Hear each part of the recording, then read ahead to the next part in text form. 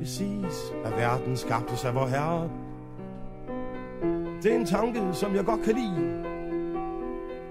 Jeg mener, den kunne godt nok dårligt blive værre. Men så er I og jeg der ansvarsfri. Nu skal vi jo ikke spille kloge og gå i rette med vor overmand. En skaber følger sine egne love, som overgår al menneskeforstand.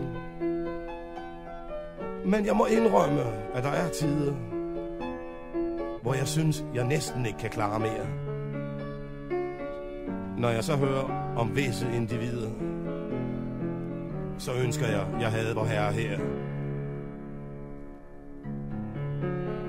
Han mener det så godt, men han er gammel. Og han har skabt i mange tusind år. Det er klart, at han har frembragt meget skrammel. Og det er jo ofte skidtet, der består. Som nu engang, han sad i flere dage og skabte på et strålende fantom. Da han så fik en lille klat tilbage, så skabte han for sjov en lille gnom. Han sagde til gnomen, du er tjuskelavet, men du er fuld af uforskyldt komik, og du er ikke særlig godt begavet, så du må lige kunne bruges i politik. Så livet finder altid en balance, og gnomen her var ingen dovenkrop. Han forsømte aldrig nogen chance til at springe frem og skrige op. Han voksede til, og han fik sorte ører, og en skønne dag fandt han sit kald. Nu er han blevet æresbannerfører for de mavesugers mindretal. Han kender sin métier og kan parolen. Man tager et stænk misundelse og lidt had. Så digter man en løgn om folkeskolen og blander det og lærer det udenad. Han mener det så godt, men han er gammel og ikke ligefrem intellektuel.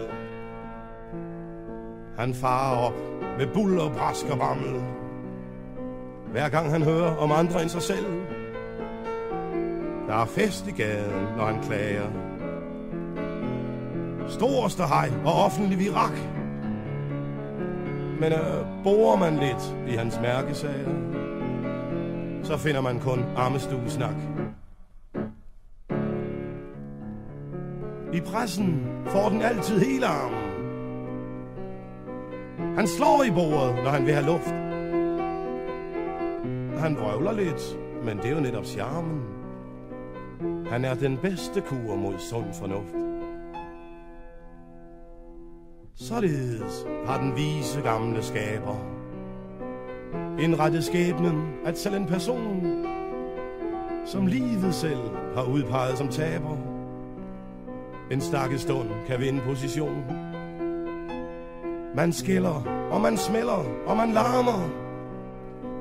Og hvis man kan blive ved i timevis, så kommer der en flok kulturgendarmer og hylder en og byder første pris.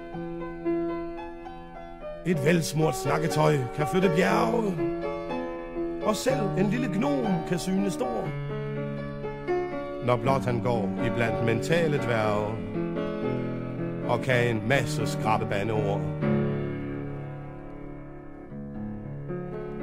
Han mener det så godt, men han er gammel.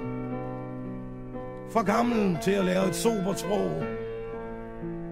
Han vil have en taburet. Jamen stik ham en skammel, og så lad ham sidde og bande i sin krog. Han hader folk, som skriver eller maler, som synger eller spiller på et instrument. Han afskyer de, der tænker, før de taler. Men det han frygter mest, det er talent. For han har aldrig rigtig kunnet glemme. Og derfor er hans vrede et symptom. Og skønt han råber op med tordenstemme. så er han trods alt kun en lille gnome. Han er lidt træls, men vældig tungefærdig. Fuld af saft og kraft og dynamik. Og grunden er vel ikke så mærkværdig. Det er simpelthen begyndende panik. Men hvem af os kunne ende og forbyde ham at leve er det eneste han har lært. Selvom hans tirader tit kan lyde som glammen fra en blodhund der har færd. Lad ham bare te sig i sin lænke. Lad ham lege kongeørn på rov. Han er vanskelig ved selv at tænke, og derfor må vi andre ikke få lov. Han mener det så godt, men den er gammel. Det danske folk har før stået model til fremmede, som trak på samme hammel, som gnomen nu vil gøre aktuel. Vi har ikke glemt den periode,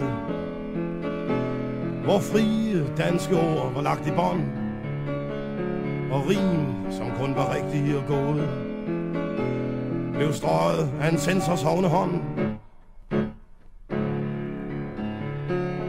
Så lad ham bare snære, gø og bide. Når han bliver voksen, lærer han en dag, at sand kultur blandt andet er at vide, hvornår man holder kæft og skrubber af.